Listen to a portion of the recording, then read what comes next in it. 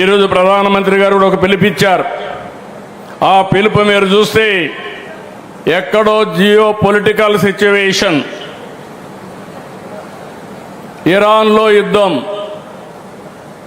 Iran America యుద్ధం మన దేశంలో సమస్యలకు నిలయమైంది.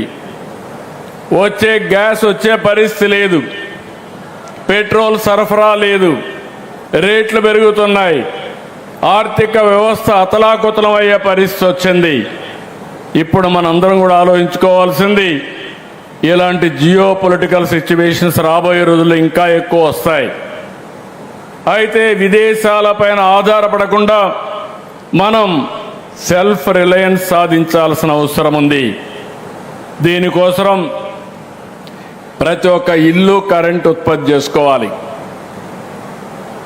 ప్రతి ఒక్క పొలం కరెంట్ ఉత్పత్తి చేసుకోవాలి.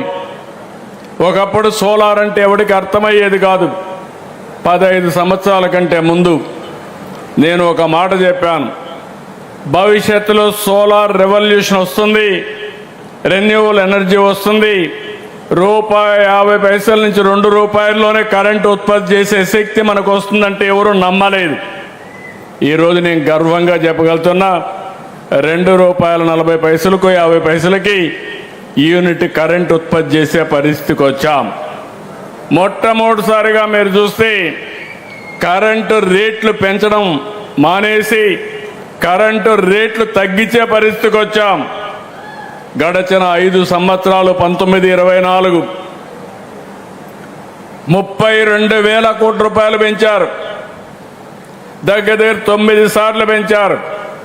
నేను వస్తానే ఒకే మాట చెప్పాను, కరెంటు ఛార్జీలు పెంచనని చెప్పి కరెంటు ఛార్జీలు పెంచకుండా ఉన్న ప్రభుత్వం ఈ యొక్క ఎన్డీఏ ప్రభుత్వం అని చెప్పి కూడా నేను మీకు తెలియజేస్తున్నా. మీ దగ్గర నుంచి నాకు సహకారం కావాలి. ఎందుకంటే నేను 4,660 కోట్ల రూపాయలు ట్రూ అప్ ఛార్జెస్ అని అదనపు భారం వేస్తే అది కూడా ఈ ప్రభుత్వం అబ్జర్వ్ చేసి ఆ డబ్బులు కలెక్ట్ చేయకుండా చేశాం.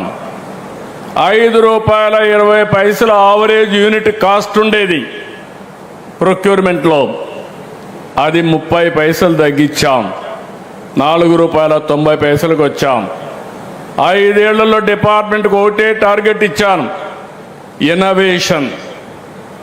అదే మరి టెక్నాలజీ అడాప్షన్, గ్రీన్ ఎనర్జీ కానీ, అదే మరి ఇంకో పక్కన మీరు చూస్తే విండ్ కానీ, పంప్డ్ స్టోరేజ్ కానీ, బ్యాటరీ అన్నిటికి పోయి ₹30 కరెంటు ఛార్జీలు, మినిమం ₹20 2029కి యూనిట్ కాస్ట్ తగ్గించేదానికి శ్రీకారం చుట్టాం. ఇది అసాధ్యం అంటే కాదు, ఇది సాధ్యం నిరూపించే సత్తా ఈ ప్రభుత్వానికి ఉందని మరొకసారి మీకు తెలియజేస్తున్నా.